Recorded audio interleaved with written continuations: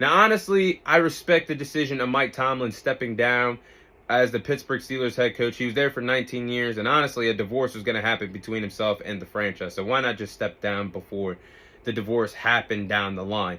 And honestly, it was time for him to go. Yes, I do give Mike Tomlin a lot of credit.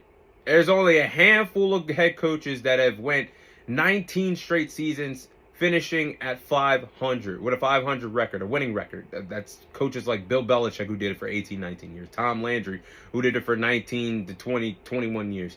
There's only a handful of guys that have done that. But as impressive as that is, Mike Tomlin is coaching for one of the most prestigious franchises in NFL history, the Pittsburgh Steelers, that are tied with the New England Patriots for having the most Super Bowls in NFL history with 6 rings.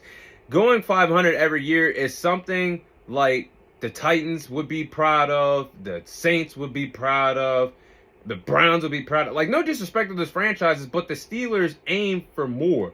They want more hardware in Pittsburgh. Mike Tomlin wasn't going to bring them that. And they have not been a true Super Bowl contending team for a long time. And honestly, Mike Tomlin has not won a playoff game in a very long time. The last time that Mike Tomlin and the Pittsburgh Steelers won a playoff game was when Barack Obama was the president of the United States. Mike Tomlin is now tied with Marvin Lewis for the longest postseason streak of losing games, with 7 straight losses in the postseason as a head coach. Mike Tomlin now shares that record with Marvin Lewis. So I think the Steelers, they were honestly, year in and year out, they were just a waste of space in the playoffs. They would get there, have the record above 500, they could get there. Other than this year, they did win the AFC North, but other than that, they were just a wild card team, a waste of space in the AFC for years. And they've gotten blown out several times. They've actually been blown out in their last 4 playoff appearances. So for the Steelers to go 10-7, 10-7, 10-7, 3 straight years in a row and get blown out in the wild card, it was just time for Mike Tomlin to either get fired or step down. And he stepped down today, and we'll see what direction the Pittsburgh Steelers go in, but this had to be done because honestly, there was no true belief that Mike Tomlin was ever going to get another ring in Pittsburgh. And that goes to the front office too.